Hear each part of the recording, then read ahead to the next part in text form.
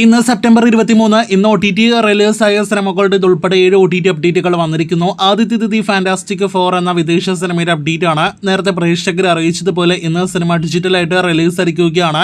ഈ മാർവൽ ചിത്രം apple TV+, ഒപ്പം തന്നെ ആമസോൺ പ്രൈം OTT പ്ലാറ്റ്ഫോമുകളിൽ വിദേശ രാജ്യങ്ങളിൽ ഇപ്പോൾ ലഭ്യമാണ്. രണ്ടാമത്തേത് ഇന്നലെ തെലുഗു OTT പ്ലാറ്റ്ഫോമിൽ റിലീസാകുമെന്ന് നേരത്തെ റിപ്പോർട്ടുകൾ ഉണ്ടായിരുന്ന ജൂനിയർ സിനിമയുടെ അപ്ഡേറ്റ് ആണ്. സിനിമ രണ്ടാമത്തെ തവണയും തുടർച്ചയായിട്ട് OTT റിലീസ് ചെയ്യാനാവാതെ പോയിരിക്കുകയാണ്.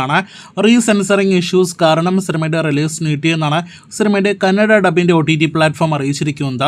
സെപ്റ്റംബർ 30 സിനിമയുടെ കന്നഡ ഡബ് റിലീസാകുന്നതാണ്. അതേസമയം സിനിമയുടെ ഒറിജിനൽ ഭാഷയായ തെലുഗു പതിപ്പ് ഈ ആഴ്ച അല്ലെങ്കിൽ അടുത്ത ആഴ്ച OTT പ്ലാറ്റ്ഫോമിൽ ലഭ്യമാകുമെന്ന് പ്രതീക്ഷിക്കുന്നു. ഇന്നൊരു തെലുഗു സിനിമ കൂടി OTT റിലീസ് ആയിട്ടുണ്ട്. സുന്ദരകാണ്ഡ എന്നാണ് സിനിമയുടെ പേര്. ചിത്രം തെലുഗു ഭാഷയ്ക്ക് പുറമെ മലയാളം ഉൾപ്പെടെയുള്ള പാനന്തൻ ഭാഷകളിൽ ജിയോ ഹോട്ട്സ്റ്റാറിൽ ലഭ്യമാണ്. കിലിയൻ മർഫി നായകനായി എത്തുന്ന സ്റ്റീവ് എന്ന സിനിമ ഡയറക്റ്റ് OTT റിലീസിനൊരുങ്ങുന്നു. നെറ്റ്ഫ്ലിക്സിലൂടെ അടുത്ത ആഴ്ച ഒക്ടോബർ 3 സിനിമ OTT റിലീസ് ആകുന്നതാണ്.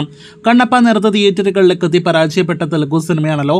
നമ്മുടെ ലാലേട്ടൻ ഗസ്റ്റ് റോളിലെത്തിയ കണ്ണപ്പ എന്ന സിനിമ നേരത്തെ മലയാളം ഉൾപ്പെടെയുള്ള ഭാഷകളിൽ ആമസോൺ പ്രൈമിൽ റിലീസായിരുന്നു.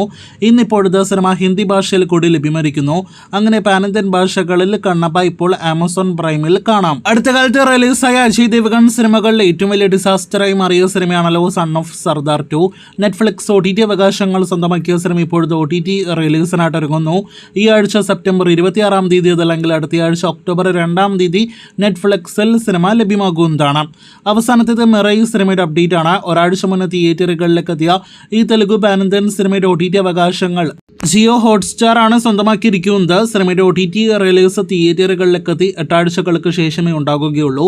അങ്ങനെയെങ്കിൽ നവംബർ മാസത്തോടെ മാത്രമേ മിറൈ ജിയോ ഹോട്ട്സ്റ്റാറിൽ ലഭ്യമാകുകയുള്ളൂ. അപ്പോൾ പാനന്തൻ ഭാഷകളിൽ ലഭ്യമാകാനായിട്ട് ഒരുങ്ങുന്ന മിറൈ OTT റിലീസിനായിട്ട് കാത്തിരിക്കാം. കൂടുതൽ ഈ ആഴ്ചയിലെ OTT വാർത്തകൾക്ക് പ്രേക്ഷകർ കാത്തിരിക്കൂ.